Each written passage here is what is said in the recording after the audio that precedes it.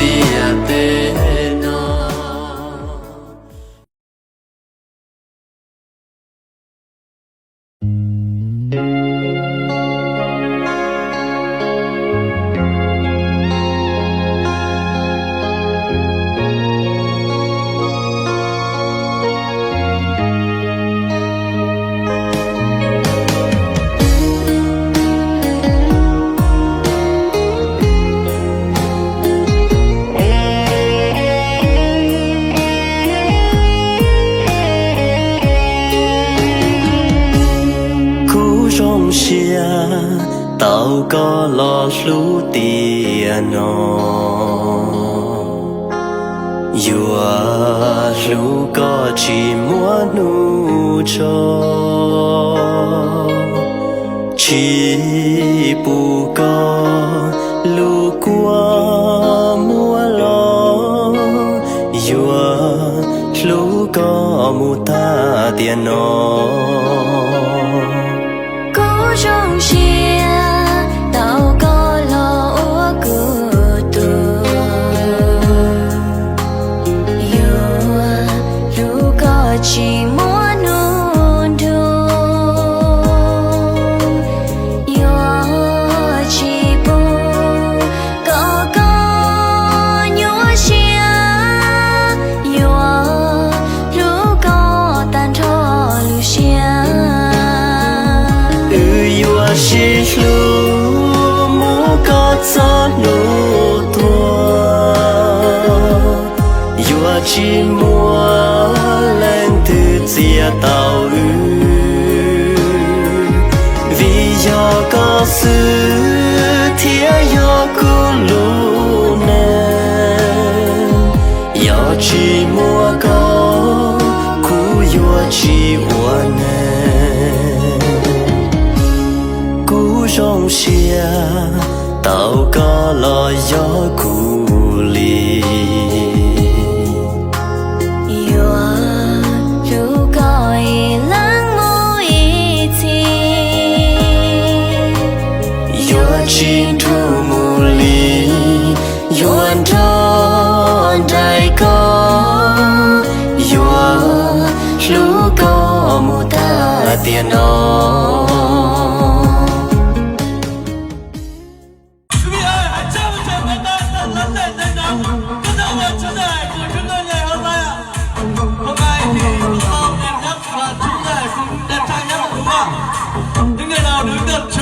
luôn luôn là đẹp trai, cũng luôn luôn là xinh gái. Mình được đại diện MC đứng gần chú rể thắt tuyệt đối như vậy. Nếu các bạn nhìn rõ mình không ở đứng gần chú rể đâu, mình đứng gần loa thôi, gần mic phải đứng gần loa. Rất là vinh dự cô dâu và chú rể đã lên sân khấu với ban tổ chức chúng tôi. Xin hỏi chú rể một câu, xin hỏi chú rể một câu đấy nhỉ? Tân sự và từ từ ạ. Xin hỏi chú rể quen cô dâu lâu chưa? Đúng là quen 13 năm. Có 3 năm thôi ạ.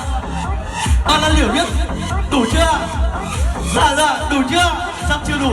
Ban tổ chức tôi xin trân trọng kính mời quý cô dì chú bác các bạn là nữ thanh niên các lâu các cụ hãy nhìn lên sân khấu để ban tổ chức một mini game nhỏ để cho thử xem chú rể hiểu con gái của chúng tôi như thế nào, được không ạ? Ban tổ chức trân trọng kính mời hai trợ lý của ban tổ chức ạ. Xin mời hai trợ lý lên sân khấu cùng ban tổ chức ạ. Ban tổ chức yêu cầu gia đình chuẩn bị cho ban tổ chức một cái cam để bịt vào ạ. Trợ lý đây ạ. Các bạn đã chuẩn bị cho mình một trò chơi mini game nhỏ được mang tên bịt mắt vào mắt vợ.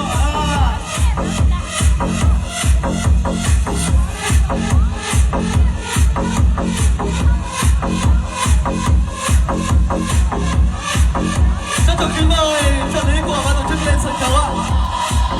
Những người nhà hôm nay rất là đẹp trai và rất xinh gái đúng không ạ? Trợ lý của chúng tôi cũng đẹp trai như vậy, cũng xinh gái như vậy ạ. Khăn đâu ạ? Có khăn đâu ạ? Chuẩn bị một cái khăn ạ.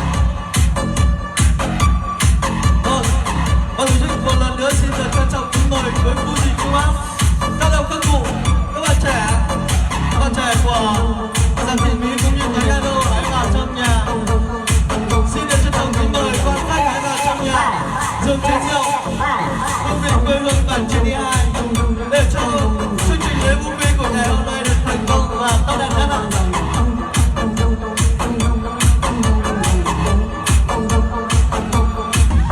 Có thể mở mắt ra được rồi ạ. Cảm ơn.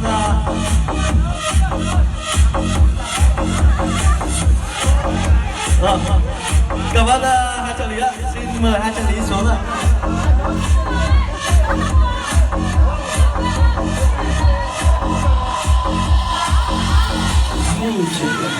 Vâng, xin mời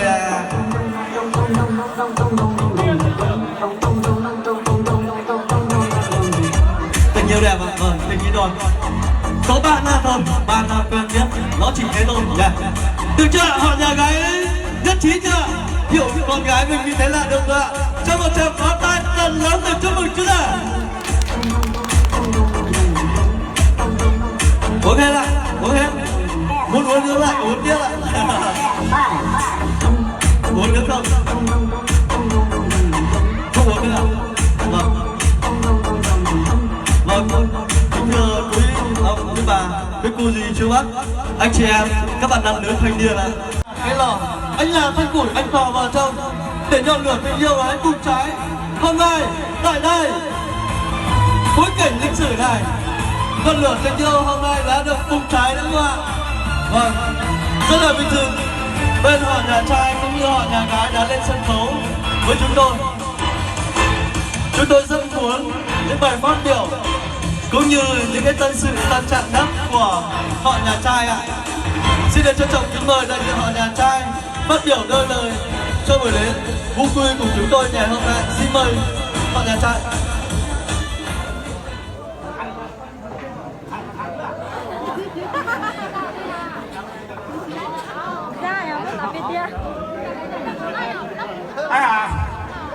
Chúng họ đã được nào như thế nào tuần sao nào chia bồi gì nữa cái phía là gì là như đang猜không như mỹ có cái chảo là gì là như tổ không như đồ chứ chú à tôi là thì hiểu là chuyện đó tôi nhà tôi đó đi sống ra đó ở trên chỗ giờ phố chứ họ tên ăn gì à tôi để tranh đùa chứ có gì à thế là tôi biết tình yêu à thì tôi nói gì thì có gì tình yêu ấy đâu lại được cho nên tôi nói thế này alo có gì à ở trên chỗ đó nó mà bây giờ tình yêu nó tình yêu mà bây giờ nào gì à có gì à bạn bán trẻ nó yêu chứ là chỉ đùa chỗ nào tình yêu à có gì đi nó tình yêu à bữa nay nó xì tình yêu một cái đó là ta chỉ là tôi phải chia để phải đi đi chơi buổi dạ và cũng đã phải đi gì đâu để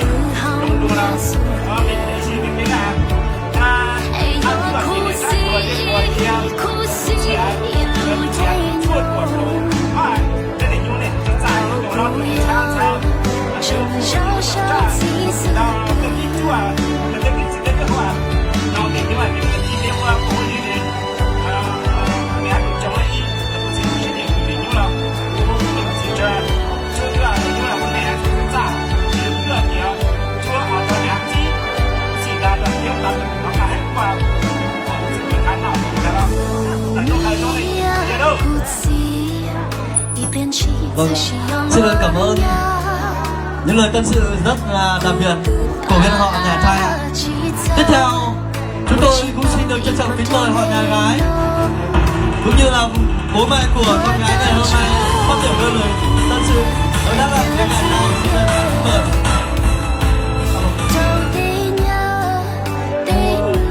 Hai bà gia đình hình như là hai họ là cha mẹ và những tất cả các con các bạn đã sức những ngày để thành công cho hai con tôi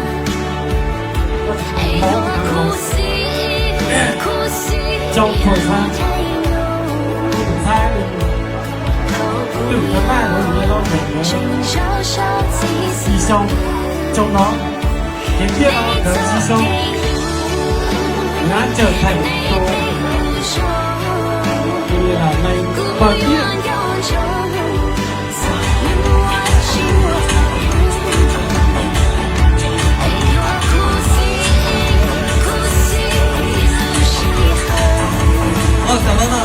Cảm ơn quý cô chú chú, cảm ơn họ hai họ. Vâng, xin mời hai họ về. Xin trân trọng kính mời hai họ quay lại về tiếp khách ạ. Vâng, xin mời.